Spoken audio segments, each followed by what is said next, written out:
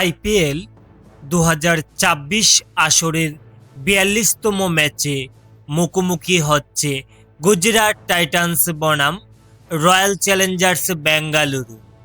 ৩০শে April Bangladesh সময় রাত ৮টা এবং স্থানীয় সময় সন্ধ্যা ৭টা ৩০ গুজরাট ও বেঙ্গালুরু মুখোমুখি হবে।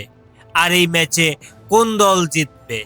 প্রতি ম্যাচের নেই এবারও আইপিএল ২০২৪ আসরের ৪২তম ম্যাচটিকে নিয়ে ভবিষ্যৎবাণী করেছেন জ্যোতিষী বিড়াল।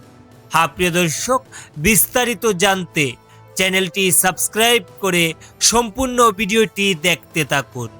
বৃহস্পতিবার ৩০শে এপ্রিল গুজরাট ও বেঙ্গালুরু এবারের আইপিএল সিজনের ৪২তম ম্যাচে মুখোমুখি হবে।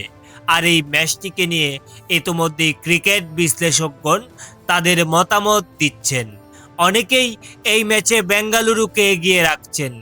এদিকে দর্শক, এখন পর্যন্ত আইপিএলের চলতি আসরে গুজরাট ৮টি ম্যাচ খেলে ৪টিতেই জয় নিয়ে পয়েন্ট টেবিলের ৫ নম্বরে অবস্থান করছেন।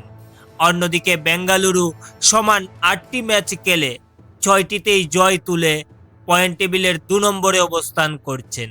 এই দু দলের অতীতের পরিসংখ্যান দেখে জানতে পারি যে এখন পর্যন্ত আইপিএল ইতিহাসে দু দল মোট ৬০টি ম্যাচে একে অপরকে মোকাবেলা করেছে। এই ৬০টি ম্যাচের মধ্যে গুজরাট ৩টি এবং বেঙ্গালুরু ৪টি ম্যাচে জয়লাভ করেছে।